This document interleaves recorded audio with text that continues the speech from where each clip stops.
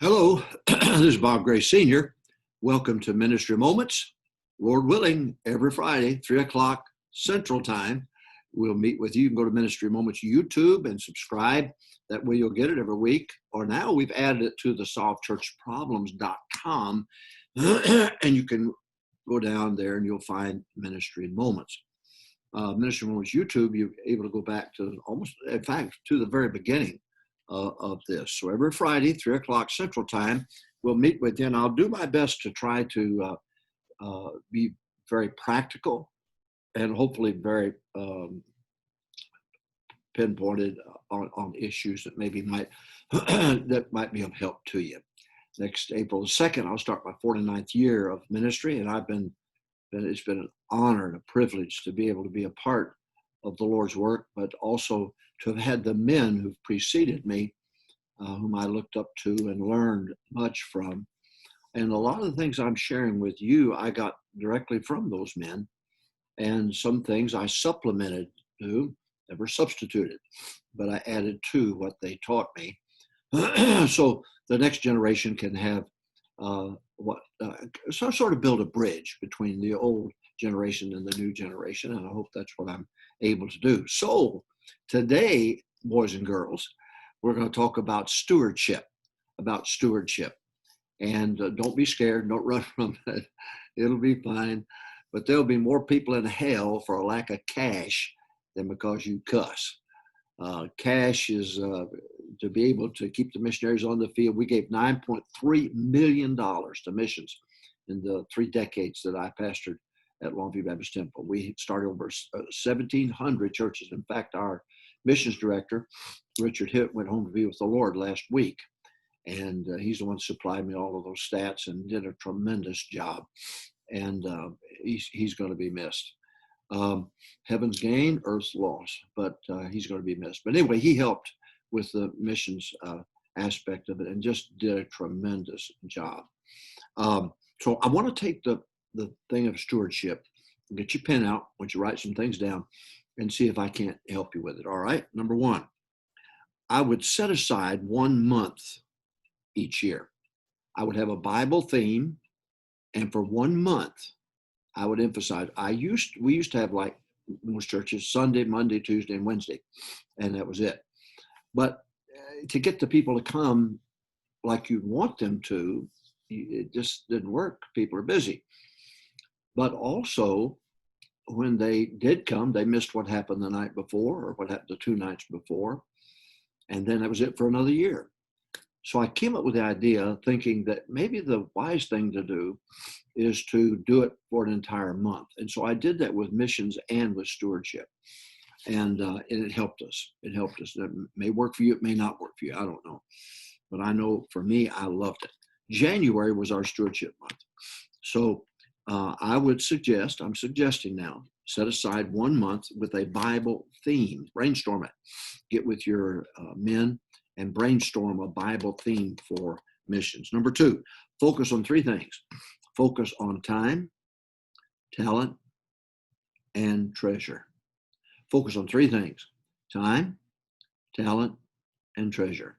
So throughout the entire month, whatever you weave it into teaching, weave it into preaching, but make sure that you cover those 3 areas that month. You want to cover the use of our time, the use of our talent, and the use of our treasure. All right? So number 1, I'm suggesting this. You don't have to do this. You can live in darkness if you want to. Anyway, number 1, set aside 1 month with a Bible theme for it. Ours was January. Number 2, focus on time, talent, and treasure. Weave it into everything that you do. Number 3, print commitment cards. We would have a commitment card printed out that we would hand out by the hundreds.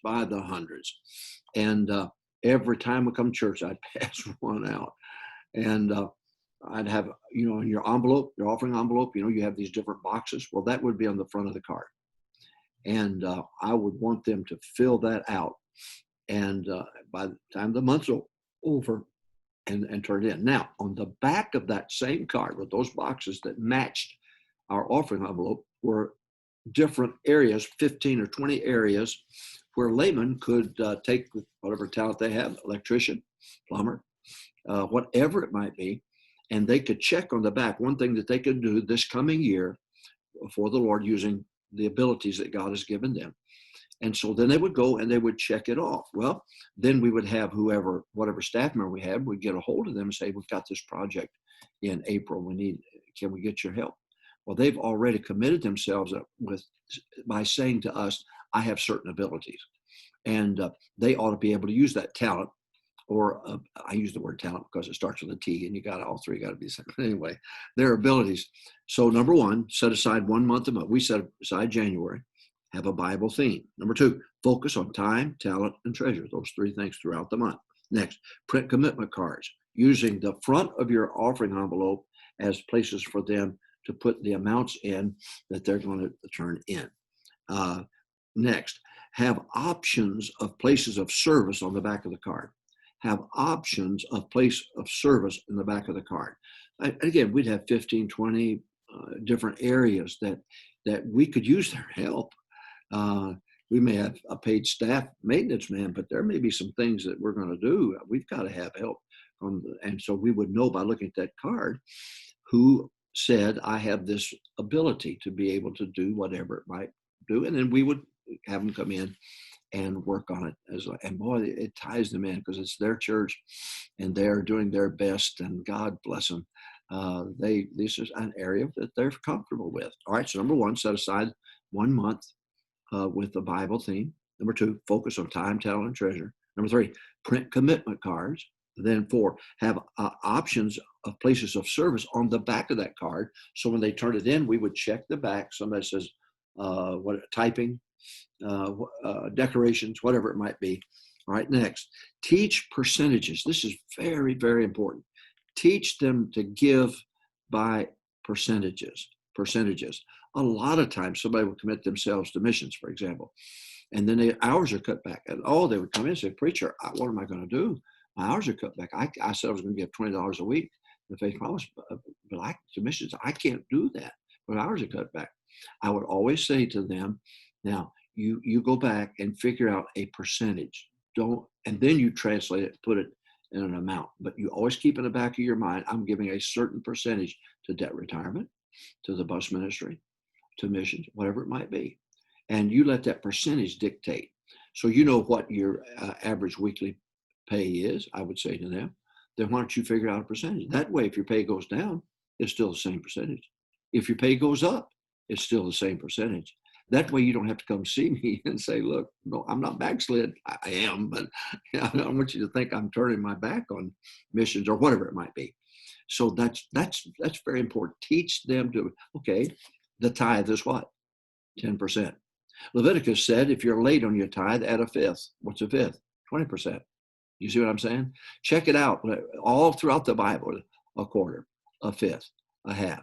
God deals over and over again in percentages. This way, all ground is level ground in this matter of giving, simply because you're keeping your word. You said 1% for missions, you're keeping your word. Now, we want you to translate it to a dollar amount so that we know how our missions budget's going to, whether we can add on missionaries or not. Okay, so number one, set aside 1 month with a Bible theme for your stewardship. Number two, focus on time, talent, and treasure.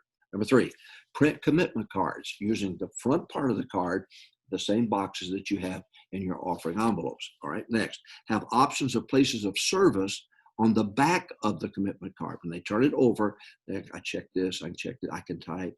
I'd be glad to help with mail outs and whatever, and then have them check it off. Then when we needed them, we would look at that card and say, can you come and help us? We noticed on your card that you put this down. Next, teach percentages.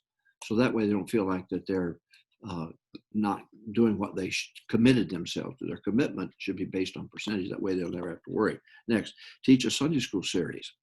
Come up with a Sunday school series on time, talent, and treasure.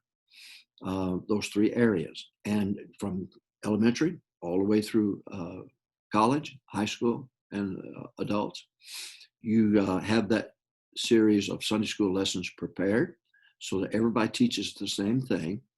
And the Sunday school lessons are meant to explain why, explain how. All right.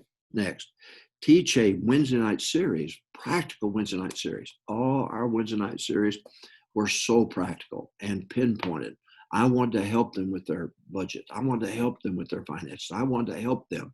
And so I would teach very practical lessons on Wednesday night.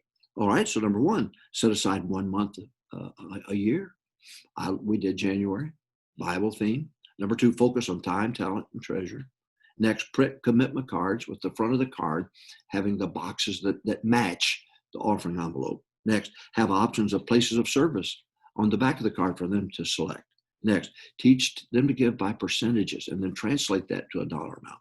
Next, teach a Sunday school series on time, talent, and treasure. Next, teach a very practical Wednesday night Bible study series.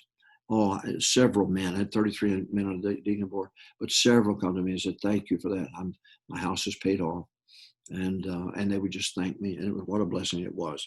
So then preach on time, talent, and treasure. Teach it, very practical lessons.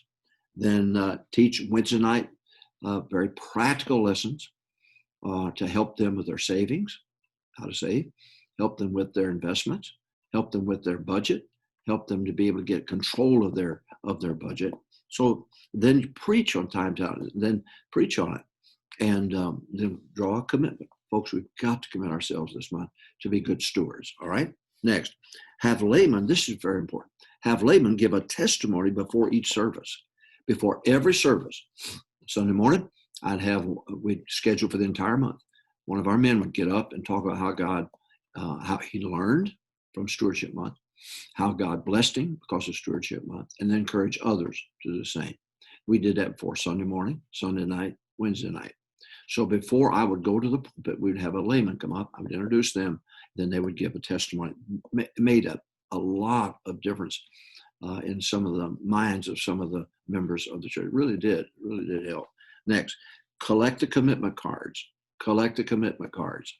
So when the month is over, and you pass those out, I'd pass those cards out week after week after week after week, and but I'd have them turn it in at the end of the month. Then that would help me determine whether or not debt retirement, what that was going to be, and so on and so forth, and help us determine our future budget, for example. Now, our budget was never based on what they turned in. It was based on what they actually gave last year. But this is a way of encouraging them to give more this year. On the debt retirement cut down on the mortgage and so on. All right, let's back up. Stewardship. Number one, set aside 1 month with a Bible theme. We did it in January. You can do it anytime, but have a month for that. Number two, focus on time, talent, and treasure. Number three, print commitment cards. On the front of the card, have it match the envelope. Then on the back of the card, the next point, have options of places of service where they can say, I can help in this area, have possible areas of service. Teach percentage. Translate that into a dollar amount, but let it always be on that percentage in their minds. I'm going to give a certain percentage to debt retirement. I'm going to give a certain percentage to bus ministry and so on. Then teach a Sunday school series, very practical, on time, talent, and treasure. Next, teach a Wednesday night series. I tried to keep it so practical and help them with every area of their finances. Next, preach on time, talent, and treasure. Get sermons. Give them the sermons, thoughts on that. Next, have laymen give a testimony for each service. Have one of your good laymen, God bless them, that's been blessed by this, and they get up and give a testimony, encourage others to get involved. It really made a big difference.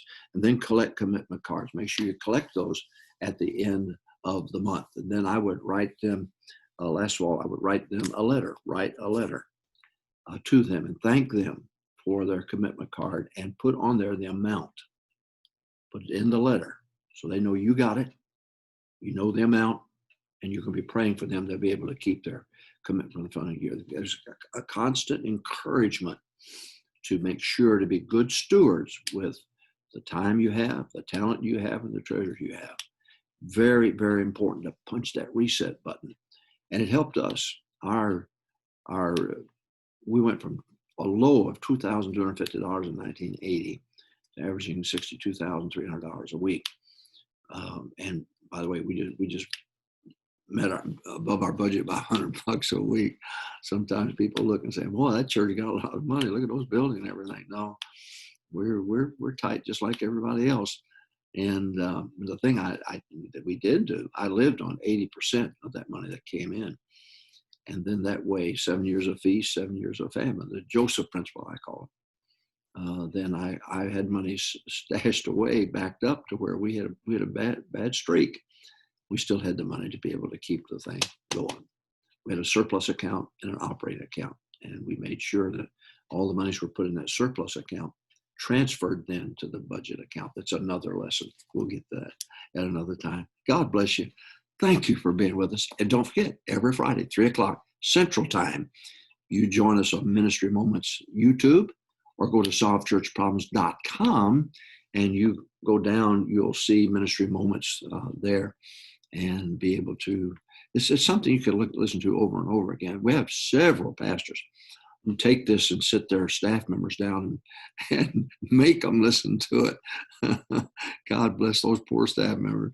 But this is just very practical stuff. God bless you. Thank you for joining me. Now, tomorrow, the soul winning. Don't you let up on this thing of soul winning. You make sure you go soul winning, and you keep stirring those baptismal waters, and God will bless you. I promise you He will. I've seen it. It's happening again too. God bless you. All right. I'll see you next week. Don't miss it. 3 o'clock Central Time, Ministry Moments, YouTube. God bless you.